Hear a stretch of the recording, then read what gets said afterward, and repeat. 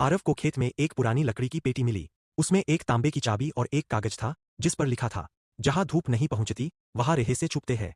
उसे याद आया, गांव की पुरानी हवेली का तहखाना बरसों से बंद था। वहां कभी धूप नहीं पहुंचती थी। उसी रात आरव ने अपने छोटे भाई यश को साथ लिया और हवेली की ओर निकल पड़ा। हवेली वीरान थी, मगर आरव को अब डर नहीं लग रहा था। उसे लग रहा था जैसे कोई उसे बुला रहा हो। चाबी तहखाने के दरवाजे में फिट हो गई और दरवाजा खुल गया।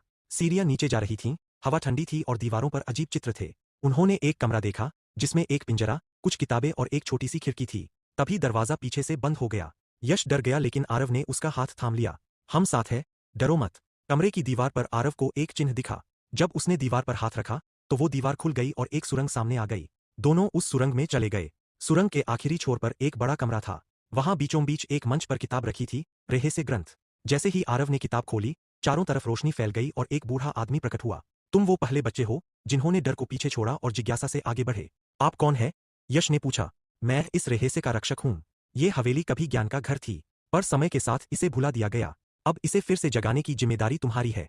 बूढ़े ने बच्चों को एक छोटा सा चमकीला पत्थर दिया और कहा, ये पत्थर सिर्फ सच्चे दिलवालों के पास चमकता है।